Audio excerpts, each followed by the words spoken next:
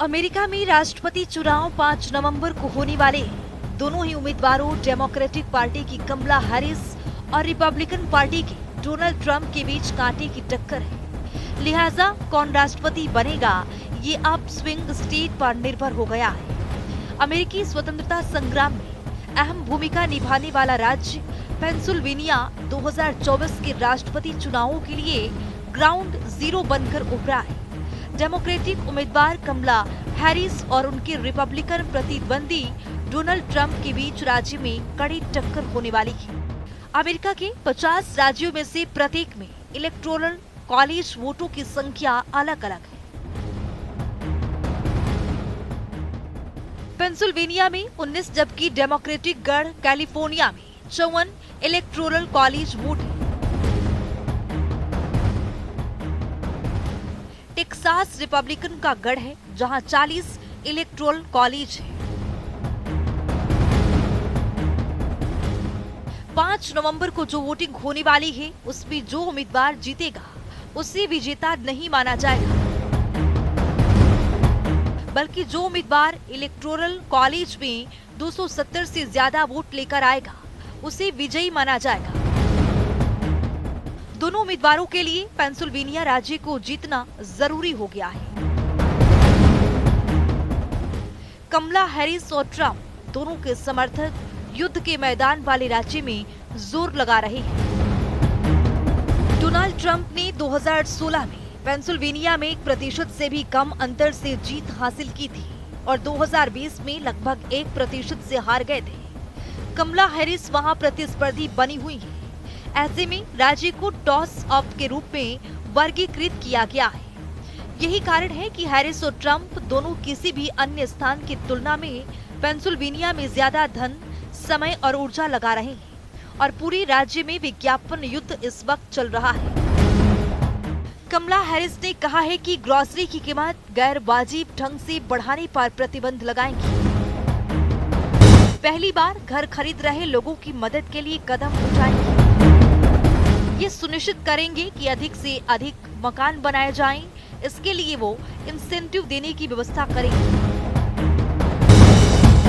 Trump ने ब्याज दरों को कम करने का वादा किया है। हाउसिंग पर बोझ कम कर लोगों को मकान उपलब्ध कराएंगे। कमला हैरिस ने गर्भपात के अधिकार को अपने चुनावी अभियान के केंद्र में रखा है। हैरिस ऐसे कानून का समर्थन कर रही हैं जो पूरे देश में लोगों के लिए एक जैसे प्रजनन अधिकारों का रास्ता साफ करेगा। जबकि हाल के कुछ हफ्तों में गर्भपात विरोधी रुख के समर्थन के मामले में ट्रंप संघर्ष करते दिख रहे हैं। कमला हैरिस बड़ी कंपनियों, उद्योगों और साल भर में $4 लाख कमाने वाले अमेरिकियों पर टैक्स बढ़ाना चाहती है। दूसरी ओर ट्रंप ने खरबों डॉलर की टैक्स कटौती के कई प्रस्ताव रखे हैं। ट्रंप के मुताबिक 2017 में उनकी सरकार ने जो टैक्स कटौतियों की थी उन्हें विस्तार दिया जाएगा। हैरिस का कहना है कि रूस के साथ युद्ध में यूक्रेन को दी जाने वाली उनकी मदद जारी रहेगी,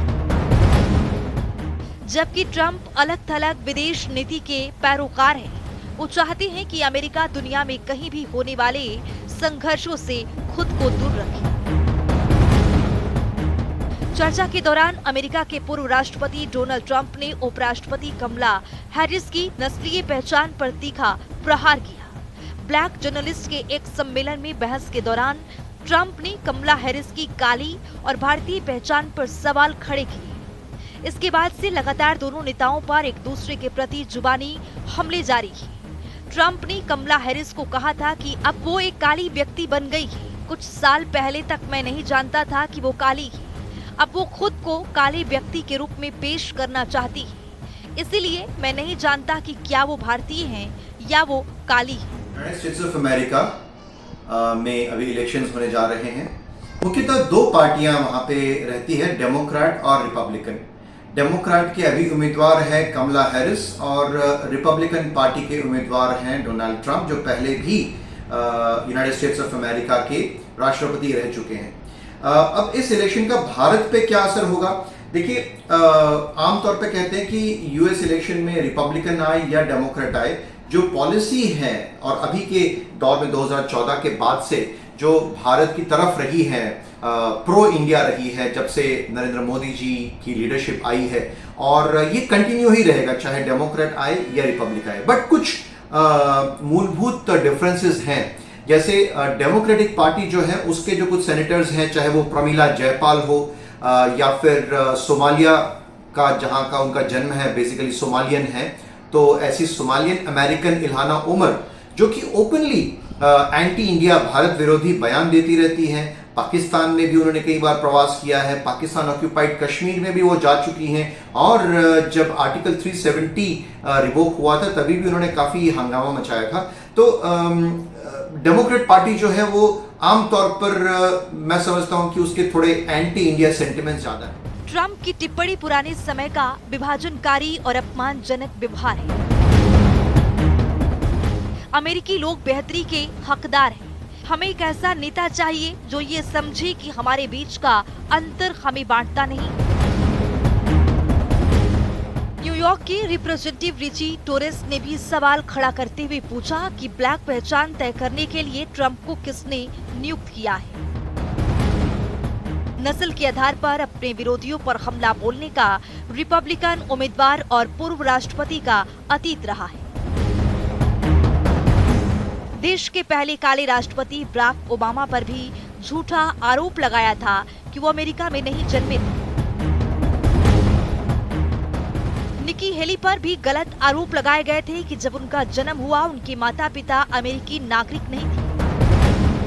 कमला हैरिस अपनी भारतीय पहचान का जिक्र ज्यादातर मां पर बात करने के दौरान ही करती आई है। साल 2023 में कमला हैरिस ने ट्वीट किया था, 19 की उम्र में मेरी मां श्याममला अमेरिका अकेली आ गई थी। वो एक शक्ति थी, एक वैज्ञानिक, सिविल राइट एक्टिविस्ट मां थी, जिन्होंने अपनी दोनों बेटियों में गर्व के भाव भरे। श्याममला जब भारत आती हैं तो कमला साथ होती थी। अपने नाम का मतलब कमला ने अपनी आत्मकथा द ट्रूथ वी टोल्ड में समझाया था। कमला ने लिखा था कि मेरे नाम का मतलब है कमल का फूल।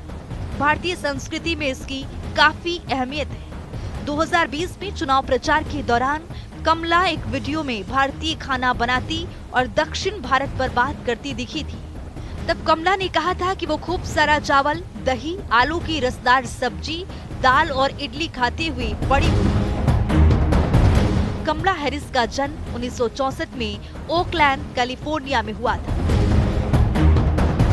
मां श्यामला गोपालन का जन्म चेन्नई में हुआ था। वो एक कैंसर शोधकर्ता था।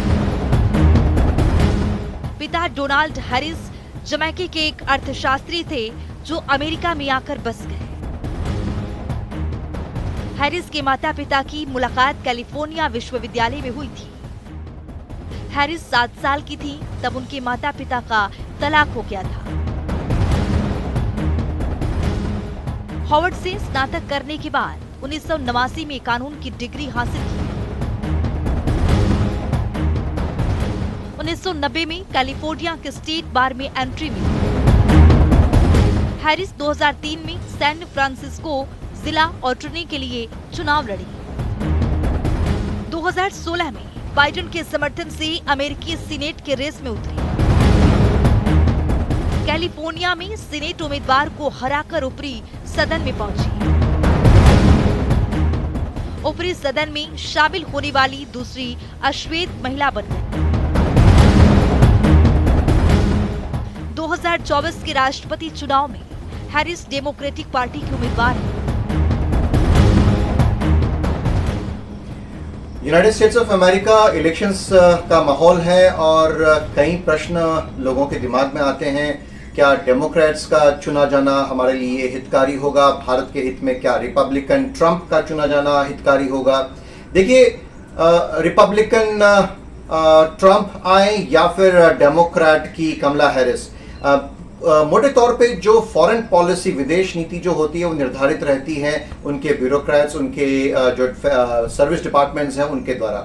वहीं अमेरिकी राष्ट्रपति चुनाव में लगातार 3 बार उम्मीदवार बनने वाले डोनाल्ड ट्रंप अमेरिका के सबसे चमक दमक वाले अरबपति हैं। साल 2015-16 में राष्ट्रपति चुनाव से पहले के दशकों में न्यूयॉर्क के real estate mogul Donald Trump के जीवन के बारे में टैबलॉइड्स और टेलीविजन में खूब कहानियां छपा करती थी। डोनाल्ड ट्रंप की मशहूर नाम और चुनाव अभियान की शैली की वजह से उन्हें अनुभवी राजनेताओं को हराने में मदद मिली, लेकिन विवादों की वजह से उन्हें एक ही कार्यकाल के बाद राष्ट्रपति चुनाव में हार का सामना करना पड़ा था। राष्ट्रपति चुनाव में रिपब्लिकन पार्टी की ओर से उम्मीदवार हैं डोनाल्ड ट्रंप। डोनाल्ड ट्रंप न्यूयॉर्क के रियल एस्टेट टाइकून फ्रेंड टब की चौथी संतान है। ट्रंप अपने पिता की कंपनी में सबसे छोटी नौकरी करना चाहते थे। वॉर्टन स्कूल से डिग्री लेने के बाद पिता के उत्तराधिकारी बने। ट्रंप ने साल 1971 में कंपनी का नाम बदलकर ट्रंप ऑर्गेनाइजेशन कर दिया। डोनाल्ड ट्रंप अपने पिता को अपनी प्रेरणा मानते हैं। साल 1999 में उनके पिता की मौत हो गई थी। कैसीनो, साझेदारियां, गोल्फ कोर्स और होटल समेत डोनाल्ड ट्रंप की कई संपत्तियां शिकागो और लास वेगास से लेकर भारत, तुर्की, फिलीपींस तक फैली है। मिस यूएसए और मिस टीन यूएसए ब्यूटी प्रतियोगिताओं के कर्ता धर्ता भी रहे। ट्रंप ने कई किताबें लिखी हैं, कई फिल्मों में अभिनय भी किया है। पहली पत्नी इवाना जेलेननिकोवा एक चेक एथलीट और मॉडल थी। साल 1990 में तलाक से पहले इन दोनों के 3 बच्चे हुए। इसके बाद ट्रंप ने अभिनेत्री मार्ला मैपल्स से साल 1993 में शादी की। शादी के 2 महीने बाद इकलौते बच्चे टिफनी को जन्म दिया। अमेरिका में जैसे जैसे राष्ट्रपति चुनाव नजदीक आ रहे हैं, वैसे ही राजनीतिक आधार पर कौन किसका समर्थन कर रहा है, ये भी जाहिर होता जा रहा है। अमेरिका में चुनावी अभियान चरम पर है। इस समय मुकाबला बेहद कांटे का है। ट्रंप और कमला हैरिस में कड़ी टक्कर दिख रही है। अमेरिका में इस बार कॉर्पोरेट जगत के लोग भी खुलकर अपनी अपनी पसंद के उम्मीदवार को समर्थन दे रहे हैं।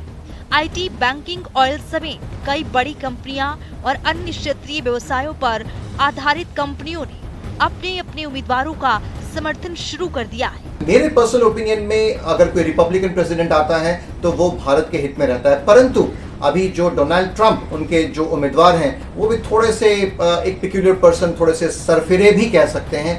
तो मैं इन माय पर्सनल ओपिनियन, मेरे पर्सनल ओपिनियन में Republican president is always welcome, but अगर कोई डोनाल्ड ट्रंप की जगह कोई और होता तो शायद वो ज्यादा हितकारी होता। जैसे और दूसरी एक बात है कि डोनाल्ड ट्रंप रिपब्लिकन, उनके इमिग्रेशन लॉज जो हैं वो एक कुछ अलग तरह से हो जाते हैं, तो they will be more stricter on immigration laws, और उसको देखते हुए उनका जो प्रो इजराइल, जो इजराइल के प्रति भी जो उनका रवैया है वो भी ज़्यादा पॉजिटिव है।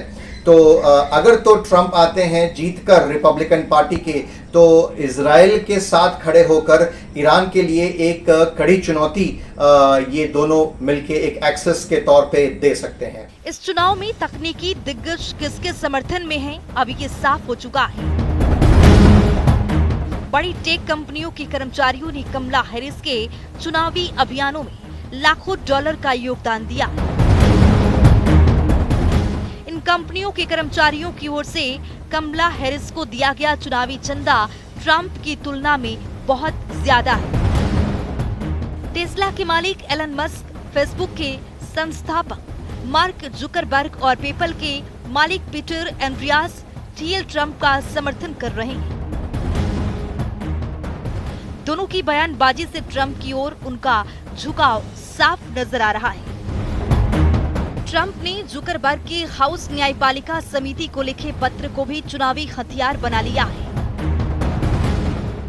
जुकरबर्ग ने दावा किया था कि कोविड के दौरान बाइडेन प्रशासन ने मेटा पर सामग्री हटाने का दबाव बनाया था। जब उनकी टीम ने ऐसा नहीं किया तो बाइडेन प्रशासन ने टीम को परेशान किया।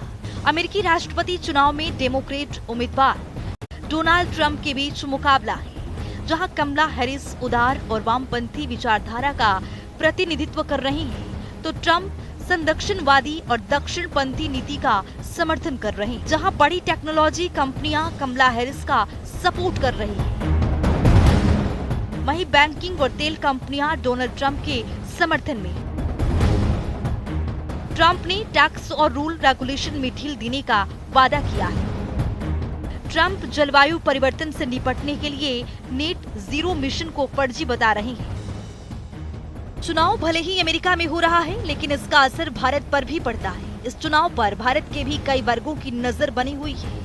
ऐसा इसलिए है क्योंकि अमेरिका भारत का एक महत्वपूर्ण व्यापारिक और रणनीतिक साझेदार है। पहले भारत के बुद्धिजीवी आमतौर पर अमेरिका में डेमोक्रेटिक पार्टी का समर्थन करते थे, लेकिन अब ऐसा नहीं है, क्योंकि डेमोक्रेटिक पार्टी अब वोक विचारधारा का समर्थन कर रही है, जिससे कुछ भारतीय सहमत नहीं है। वहीं दूसरी तरफ हिंदू अमेरिकी रिपब्लिकन पार्टी में ईसाई धर्म के प्रभाव को लेकर चिंतित है। जो वहाँ के मूल भारतीय हैं, जो निवासी हैं वहाँ पे, उनका झुकाव ज्यादातर डेमोक्रेटिक पार्टी पे रहता है। जो बड़े बिजनेस ग्रुप्स हैं, बड़े बिजनेस हाउसेस हैं, उनका झुकाव रिपब्लिकन पे है।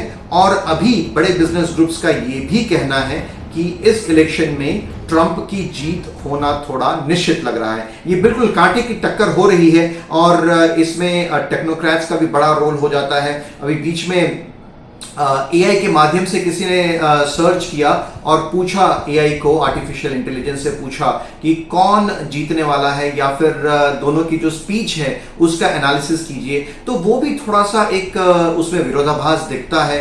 एआई भी मैनिपुलेटेड हो जाती है। बैंकिंग ग्रुप्स जो है, बैंकिंग सेक्टर है, वो बहुत बड़ी तादाद में अपना दाव लगा रहा है कि डोनाल्ड ट्रंप रिपब्लिकन जीतेंगे, क्योंकि डोनाल्ड ट्रंप या फिर रिपब्लिकन पार्टी का जो झुकाव है वो आम तौर पे इंडस्ट्रीज की तरफ ज्यादा रहता है, प्रो इंडस्ट्री रहता है। उनके इमिग्रेशन को लेकर भी थोड़े सख्त उनका एक रवैया रहता है रिपब्लिकन पार्टी का।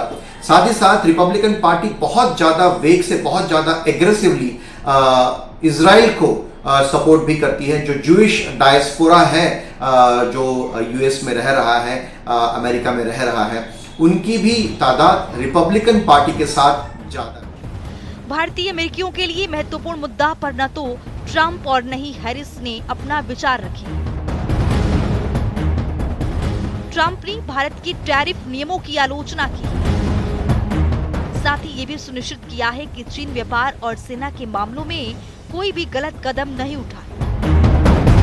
हैरिस की आर्थिक नीतियों के बारे में स्पष्टता की कमी के कारण भारतीय उन पर कम भरोसा कर रहे हैं। भारत को बाइडेन सरकार की विदेश नीतियों को लेकर जो चिंताएं हैं वो कमला हैरिस के राष्ट्रपति बनने पर भी जारी रह सकती है।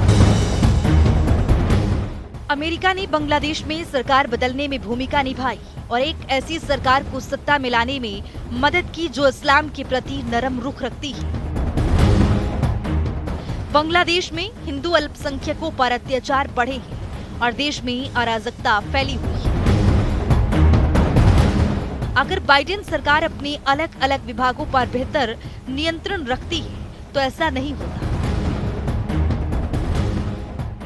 इस बात की संभावना है कि अगर हैरिस राष्ट्रपति चुनी जाती हैं तो अमेरिका इसी तरह की नीतियां अपनाना जारी रख सकता है। जिस माहौल पर हैरिस की अध्यक्षता निर्भर करेगी वो भारत मोदी सरकार के प्रति सहानुभूति नहीं रखती है। अमेरिका में नए डेमोक्रेटिक नेतृत्व में यूनिवर्सिटी का बहुत प्रभाव है, जिससे इजराइल और भारत दोनों को ही नकारात्मक का सामना करना पड़ सकता है। भारत ने अंतर्राष्ट्रीय एनजीओ और मिशनरी संगठनों पर कुछ प्रतिबंध लगाए थे, जो बांग्लादेश के मामले में अमेरिका की विदेश नीति के उद्देश्यों को आगे बढ़ाने से भी नहीं कतराते थे और इससे अमेरिका नाराज हो गया था। तो मैं समझता हूं कि अगर डोनाल्ड ट्रंप जीतते हैं, जो कि रिपब्लिकन पार्टी के हैं, तो बड़े वेग से जो अभी अरब इजराइल का जो कॉन्फ्लिक्ट था, जो अब अरब इजराइल का न रहकर ईरान और इजराइल का हो चुका है, तो उसमें यूनाइटेड स्टेट्स ऑफ अमेरिका का कूदना ऑलमोस्ट निश्चय हो जाएगा अगर तो ट्रंप आ जाते हैं। कनाडा में ट्रूडो सरकार को अमेरिका का समर्थन उपराष्ट्रपति हैरिस के कार्यालय द्वारा मिला था। हालांकि ये उन पर पहले से मौजूद तनावों पर आधारित है, जिन्हें जॉर्ज सोरोस जैसे लोग उजागर करने से नहीं कतराते। प्रोग्रामिंग डेस्क, जनता टीवी।